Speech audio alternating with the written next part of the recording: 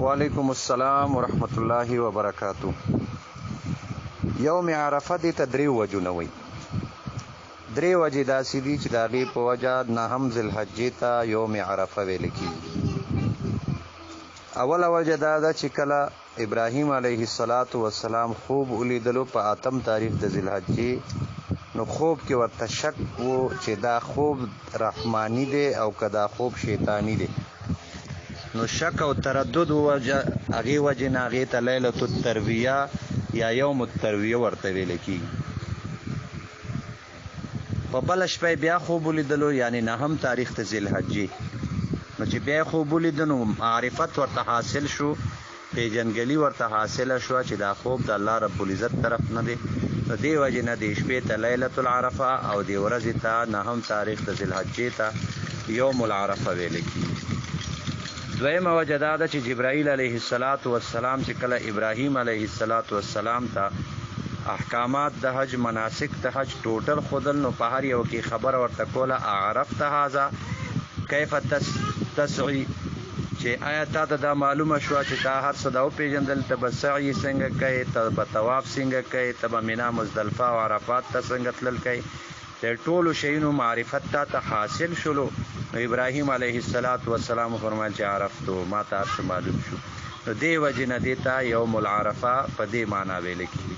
او درېیمه معنا په دې وجه ورته یوم عرفه ویل کېږي چې د حج په موقع کې په 9 تاریخ د ذوالحجې د حج رکن اعظم چې عرفات ته تلل دي او هلته رکن اعظم وقوف عرفات ادا کېږي، نو دې وجې نه هم دې ته یوم عرفه ویل کېږي. او که د عربو سعودي عرب کې یو کس پاتې کېدونکی وي، نو د هغې یوم عرفه د 9 ذوالحجې د هغه به وي چې کوم ورځ باندې حج شروع کېږي، دا حج ادا کېږي. حج شروع کېدل خو نن 8 تاریخ ته د سعودي هلته شروع شوی دی، نو سبا 9 دی د هغه ځای، نو یوم العرفه هغه ده. او د نورو دواړو په معنا په اعتبار سره 9 تاریخ د ذوالحجې دا په کوم ملک کې چې څوک پاتې کېږي د هغه ځای 9 تاریخ د ذوالحجې به یوم عرفه حسابېږي. نو د روژې متعلق چې کوم ثواب دی هغه به د هر ملک د خپل 9 تاریخ والا هغه حاصلېږي ورته. وعلیکم السلام ورحمت الله وبرکاتو. دې ته روژه نه ویل کېږي، دې ته امساک ویل کېږي، ځان د خوراک نه بندول. سنت دا دی چې رسول الله صلی الله علیه وسلم عادت مبارکه داو، ورکوټي اختر په ورځ به د اختر مونځ نه مخکې خوراک کو، هغه به یې کجوري وخوړلې، خوږ شیز خوړل، خو اکثر به یې کجوري خوړلې، طاق 1 3 5 و څنګه چې څومره ترتیب وي. او د لوی اختر په ورځ سنت طریقه دا ده چې د لوی اختر د مونځ نه بعد خوراک وکړی شي.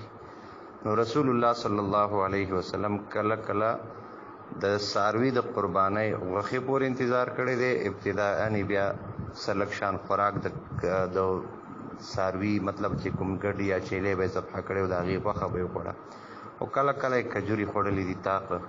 نو دواړه طریقې جایز دي، خو دې ته روژه مه وایئ، دې ته انتظار او درنګ تېرول، امساک مطلب ځان د خوراک نه بندول، دې ته ویل کېږي. وعلیکم السلام ورحمت الله وبرکاتو.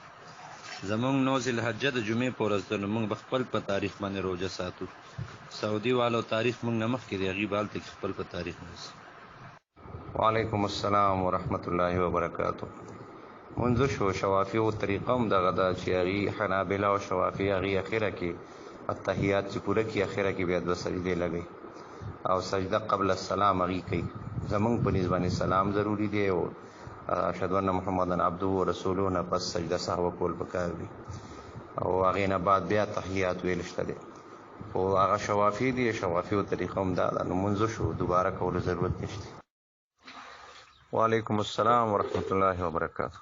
دا ځکه چې د عیسی علیه السلام پیدایش په بیت اللحم کې شوی و، د بیت المقدس سره نږدې، دا ټول علاقه القدس چې ورته ویله کېږي، د هغې په وجه دې ته دا ډېر زیات اهمیت لري.